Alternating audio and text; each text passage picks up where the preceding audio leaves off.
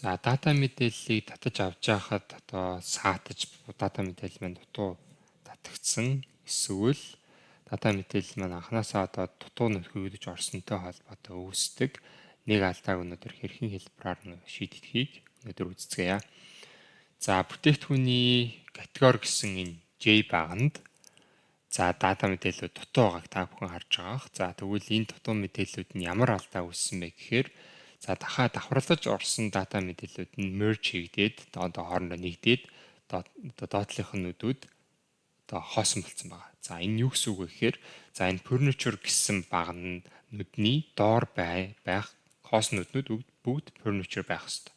Office supplies гэсэн нүдний доор байгаа энэ хоосон нүүднүүд бүгд ийм office supplies гээд ингэж нөхөгдөж орох ёстой байсан нь одоо нэгтгэгдээд хоосон болоод ороод ирсэн байна гэж ойлгож байна. За тэгвэл энэ тохиолдолд хэдүүлээ яаж энийг саяны шиг ингэж нүүднүүдээр нь хуулж авч одоо тавихгүйгээр хэрхэн хэлбэрээр шийдэх боломжтойг өнөөдөр үздэцгээе. За тэгвэл эхлээд та бүхэн эхлэхээс өмнө хэдүүлээ харцгаая. За энэ дээр ингээд харахад furniture, office supplies, technology гэснээр blank-уд байгаа. За blank гэсэн утгууд буюу хоосон утгууд нь яг энэ алдааг заасан байгаа гэсэн. За энэ хэдүүлээ blank-ыг алга болгоод хэдүүлээ энэ одоо дата мэдээлэл гүйцэд бүрэн гүйцэд болгоё гэж үзье. За тэгвэл эхлээд Ctrl A гээд тухайн дата мэдээллээ тэрчээр нь идэвхжүүлээд авчлаа. За тэрнийхээ дараа Ctrl G гэсэн шорткотыг дарахад энэ уг цонх гарч ирнэ.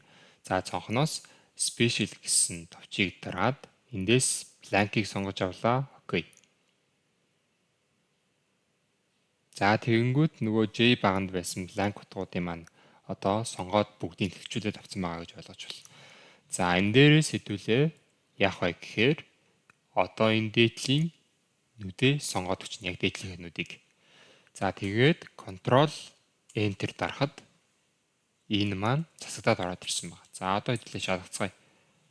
За furniture, office supplies, technology гэсэн 3 категори л байна. Өөр одоо blank гэсэн нүд байхгүй. Тэгэхээр энэ маань түрүүний нөгөө үүсэт ирсэн асуудлыг маань шийдээд оруулаад ирж байгаа гэж ойлгож байна.